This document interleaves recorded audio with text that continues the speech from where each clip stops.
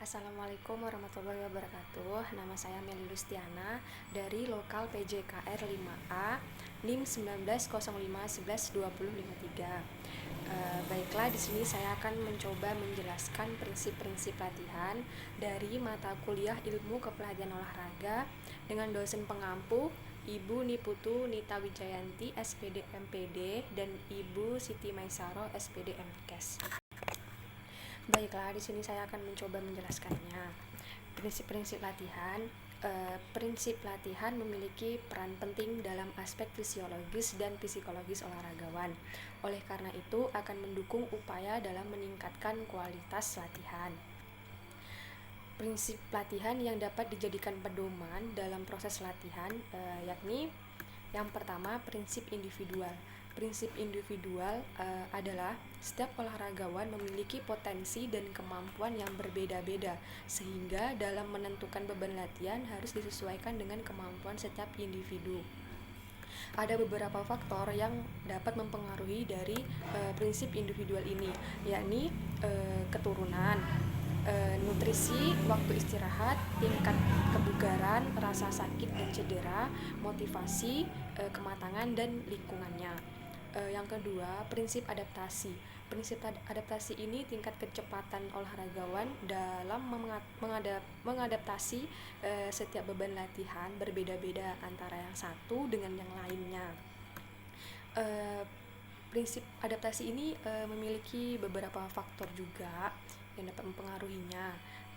Yang pertama, usia olahragawan, usia latihan, kualitas kebugaran otot, kualitas kebugaran sistem energi, dan kualitas atau mutu latihan. Yang ketiga, prinsip beban latihan atau overload, yakni maksudnya beban latihan harus mencapai atau sedikit melampaui ambang rangsang, tapi tidak boleh selalu melebihinya. Cara meningkatkan latihan ini yakni diperberat, dipercepat, dan diperlama. Yang keempat, prinsip progresif. Prinsip ini adalah latihan yang bersifat progresif, artinya latihan yang harus dilakukan secara maju dan berkelanjutan. 5. Prinsip spesifikasi. Prinsip ini adalah materi latihan yang diberikan harus disesuaikan dengan kebutuhan cabang olahraganya. Seperti spesifikasi kebutuhan sistem energi, bentuk atau model latihan, pola gerak, dan ke kelompok otot yang terlibat. Yang keenam, prinsip bervariasi. Prinsip ini adalah latihan yang dilakukan secara monoton akan menimbulkan kejenuhan pada pesilat, sehingga dapat mengakibatkan kelelahan baik secara fisik maupun psikis. Versi latihannya yakni pertama, mengubah bentuk atau model latihan, kedua, tempat latihan, yang ketiga, sarana dan prasarana latihan, yang kelima, yang keempat, teman latihan. Maksud saya, maaf Bu. Yang ketujuh, prinsip pemanasan dan pendinginan. Pertama, pemanasan. Ada dua cara, yakni cara fisiologis, yaitu menyiapkan kerja sistem tubuh atau menurunkan vikositas otot, menyiapkan kekuatan dan kecepatan. Yang kedua, secara psikologis, untuk meningkatkan konsentrasi, ketegaran mental, dan menurunkan tingkat kecemasan. Latihan inti utama meliputi latihan fisik, teknik, taktik, atau mental.